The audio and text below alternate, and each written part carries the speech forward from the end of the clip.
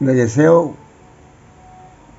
que Dios los bendiga a todos, muchas bendiciones en este día y en todo el resto de su vida. Dios los bendiga, mis hermanos, amigos, seguidores. Vamos a continuar con 1 de Juan, capítulo 3, versículo 4 y 5. Dice lo siguiente: todo aquel que comete pecado infringe también la ley, pues el pecado es infracción de la ley. Versículo 5: y sabéis que Él apareció para quitar nuestro pecado, y no hay pecado en Él. Bueno, aquí podemos ver que definitivamente estos dos pasajes nos hablan de la ineficacia de la ley para salvar. La ley se volvió ineficaz para salvar a una persona, porque por medio de la ley es el conocimiento del pecado. La ley es un maestro que te enseña tu necesidad de una salvación, tu necesidad de salvación, ya la salvación te la va a dar el Señor. Pero es importante que tengamos esto, y aquí nos dice abajo que Él apareció porque el pecado no lo quita la ley. El pecado no, al contrario, el pecado solamente hace que se vea más claro la ley, ¿verdad? El pecado levanta la ley, el pecado solidifica la aparición de la ley, transparente la ley. El pecado pues es infracción de la ley, obviamente. Dios dejó leyes en este mundo, y esas leyes tienen que ser cumplidas. Todo el universo funciona con leyes. No hay nada en el universo que no sea a través de las leyes que Dios nos ha dejado. Tenemos leyes físicas, tenemos leyes biológicas, tenemos leyes gravitacionales, tenemos leyes magnéticas, tenemos leyes energéticas. Todo se compone por leyes, ¿verdad? Y así es como Dios gobierna este mundo, así es como Él maneja este mundo. Así que dentro de las leyes morales que Dios nos ha dejado, tenemos esta: que el que comete pecado infringe la ley. O sea, la ley de Dios es dada para que se establezcan los parámetros, la libertad y la conducta de nosotros los seres humanos, para minimizar el conflicto familiar y social, para traer un poco más de armonía, ¿verdad? Mostrándole al hombre que el hombre no puede, ¿verdad? Este es uno de los aspectos. Por eso dice: todo aquel que comete pecado infringe también la ley, pues el pecado es infracción de la ley. Vamos a ver aquí algunos pasajes que dicen aquí. 1 Juan 3 del 8 al 9.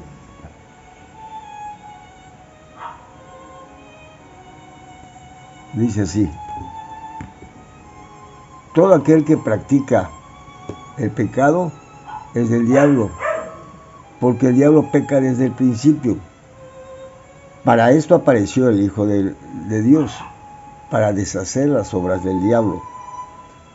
Todo aquel que es nacido de Dios no practica el pecado, porque la simiente de Dios permanece en él, y él no puede pecar porque es nacido de Dios. Aquí tenemos claramente lo que no hace la ley, ¿verdad? Y lo que sí hace la gracia. Jesús representa la gracia y la verdad. Por eso dice: el que practica el pecado es del diablo, porque el diablo peca desde el principio. Entonces aquí tenemos el primer postulado. Todos pecamos, porque la Biblia dice que el que no tenga pecado, el que diga que no tiene pecado, le hace a Dios mentira. Entonces todos somos pecadores, todos, no hay una persona que no peque. ¿Por qué? Porque la naturaleza de nosotros es pecar. Esa es la naturaleza que tenemos, somos humanos, el humano tiene que pecar. porque tenemos una naturaleza caída, porque nacimos con ese síndrome. Es algo que el hombre no puede evitar, y la ley tampoco puede evitar que el hombre peque. La ley te ayuda a discernir, a esclarecer, a observar tu interior y la contaminación interior, la enfermedad espiritual que tenemos, y la ley te va a llevar al lugar correcto donde tú puedes sanar. Por eso dice, para esto apareció el Hijo del Hombre, para deshacer las obras del diablo. Las obras del diablo, ¿cuáles son? Provocar dentro de nosotros el surgimiento de esa naturaleza caída. El diablo viene, haz de cuenta que nosotros somos un vaso con agua sucia, ¿verdad? En los tiempos de calma, la suciedad se va al fondo y el agua se ve como limpia, ¿verdad? Así es lo que pasa con personas que se creen que son buenas, que se le puede calificar como personas buenas porque no hacen mal a nadie, porque están tranquilos, porque aparentemente todo está funcionando correctamente. Entonces el diablo lo que hace es, mete la cuchara, mueve el vaso, agita lo interior y luego al rato el agua está turbia. Entonces el diablo para eso está. La obra del diablo es agitar nuestro interior para provocar el surgimiento de esa parte mala que tenemos, de esa parte que heredamos al que nuestros parientes futuros, pasados, comieron del árbol de la ciencia del bien y del mal. Entonces tenemos una gran cantidad de mal y una cantidad de bien. Entonces Dios también quiere agitar lo bueno de nosotros, porque tenemos una gran cantidad de bueno. Haz de cuenta que en el fondo del vaso está dividido el compartimiento, hay una división. En una tenemos la ciencia del conocimiento del bien y el mal, y en otra tenemos el conocimiento del bien, el mal y el bien. El diablo mete la cuchara y agita el mal, pero Dios mete la cuchara y agita el bien.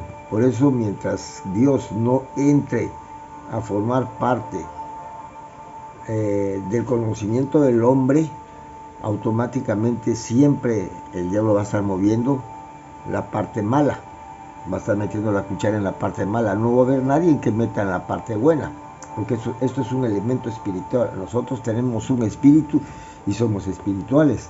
Ok, vamos a ver aquí en 1 Corintios 12, 21 dice, porque cuando vuelva me humille Dios entre vosotros, y quizá tenga que llorar por muchos de los que antes han pecado y no se han arrepentido de la inmundicia y fornicación y lascivia que han cometido. Aquí tenemos casos específicos en la práctica de la gracia y de la verdad dentro de las iglesias primitivas. La iglesia de Corinto era una iglesia con muchos problemas de conducta. ¿Por qué? Porque se extraviaron de la verdad. ¿Ok? Tenemos acá en Isaías, a ver, Daniel, Romanos, vamos a ver aquí en Romanos 4, 3:20, dice así, ya que por las obras de la ley, perdón, espérenme tantito, ya que por las obras, ya que por las obras de la ley ningún hombre será justificado delante de él, porque por medio de la ley es el conocimiento del pecado. Este es lo que estamos platicando, yo le estoy dando el soporte de lo que estoy diciendo. Romanos 4:15 dice, pues la ley produce ira, pero donde no hay ley tampoco hay transgresión. Entonces este es el punto, la ley produce ira, pero donde no hay ley tampoco hay transgresión. ¿Qué significa esto? Donde no hay ley, si no está la justicia de la ley operando, va a estar la justicia de la ley a través de otro medio, pero la justicia de la ley va a operar. Esa justicia de la ley opera en los hijos que han sido justificados por la justicia que Cristo se ganó al cumplir la ley. Por eso Cristo no vino a abrogarla, vino a darle cumplimiento para transmitirle la justificación, la justicia que Él se ganó al vivir una vida impecable, una vida llena de obediencia y cumplimiento. La justificación la justicia pasa a los pecadores, ¿verdad? Tenemos acá Santiago, dice, porque cualquiera que guardare toda la ley, pero ofendiere en un punto, se hace culpable de todo. Porque el que dijo, no cometerás adulterio, también ha dicho, no matarás. Ahora bien, si no cometes adulterio, pero matas, ya te has hecho transgresor de la ley. ¿Ok? Y tenemos acá otro pasaje, en Primera de Juan 3:5, que dice, y sabéis que él apareció para quitar nuestro pecado y no hay pecado en él. Entonces, definitivamente, toda persona que se jacte de decir que es cristiano, si es cristiano, quiere decir que ya no está practicando el pecado. Si era borracho, ha dejado de tomar. Si era adúltero, ha dejado de cometer adulterio. Si era ladrón, ha dejado de robar. Si era drogadicto, ha dejado de drogarse, ¿verdad? No como práctica.